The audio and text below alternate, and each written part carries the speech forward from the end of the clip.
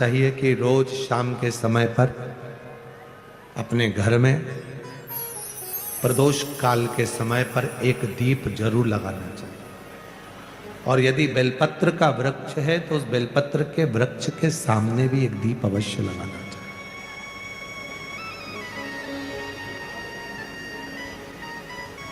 6 महीने में, 3 महीने में, 2 महीने में, 1 महीने में ऐसा नियम बनाया करो कि मुझे बेलपत्र की पूजन करना।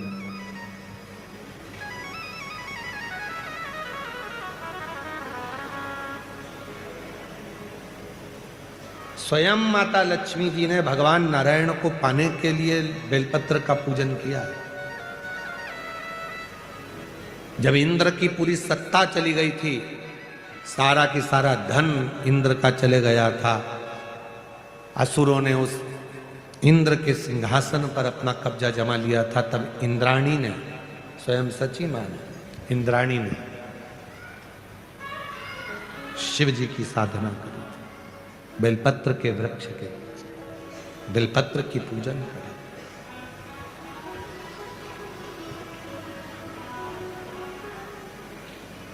कभी दिल कर जाए तुम्हारा तो कभी महीने में, 1.5 महीने में, 2 महीने में बेलपत्र के पेड़ के नीचे जल लेकर बैठो। बेलपत्र के वृक्ष के नीचे दूध नहीं चढ़ाना, बेलपत्र के वृक्ष के नीचे दही नहीं चढ़ाना, शहद भी नहीं चढ़ाना। बेलपत्र के वृक्ष के नीचे जब आप बैठते हैं, बेलपत्र पूजन का एक विधान होता है कि जब हम बेलपत्र की पूजन करते हैं तो 2 कलश पानी के भरे हुए, एक अपने सीधे हाथ की ओर, एक उल्टे हाथ की ओर रखा जाता है। पूजन की थाली बीच में रखी जाती है। 2 बत्ती का, लंबी बत्ती का, 2 बत्ती लंबी घी की जलाई जाती है। लंबी बत्ती, बेलपत्र के वृक्ष के नीचे 2 बत्ती लंबी जोड़ा बनाकर उसको जलाया जाता है। फिर दोनों हाथ में कलश में जल है, बेलपत्र के वृक्ष के नीचे दोनों हाथों का जल धीरे धीरे शिव जी का स्मरण कर कर, नारायण लक्ष्मी का स्मरण कर कर, मां आदि शक्ति गौरा का स्मरण कर कर, रिद्धि सिद्धि गणेश का स्मरण कर कर उसको चढ़ाओ।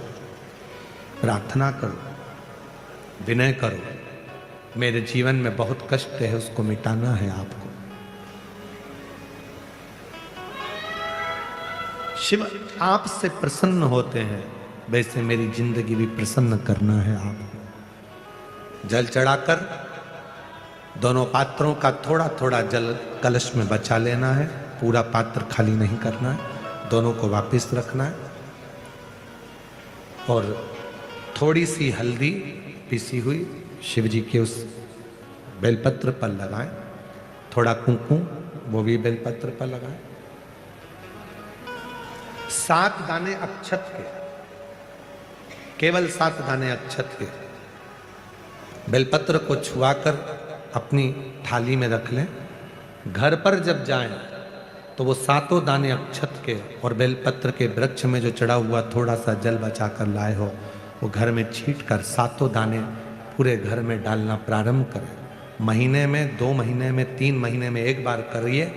जीवन में किसी के आगे हाथ फैलाने की जरूरत नहीं पड़ेगी। इतनी संपदा बाबा, इतनी संपदा। बेलपत्र की महत्वता को लोग जानते नहीं है। एक प्रदोष की महत्वता, एक बेलपत्र की महत्वता। अभी हमने पहले भी कहा, एक कथा प्रदोष काल की रह गई है। एक बार हम दिल्ली बाच रहे थे पर वो पूरी नहीं हो पाई क्योंकि पानी आ गया था। हम प्रयास कर रहे हैं उस कथा को कुबेरेश्वर धाम पर, क्योंकि उसमें प्रदोष काल की कथा में टेंट नहीं लगता। तो प्रदोष काल की जो कथा होगी सीहोर कुबेरेश्वर धाम में, उसमें टेंट नहीं लगेगा, उसको खुले मैदान में बांचना पड़ता है।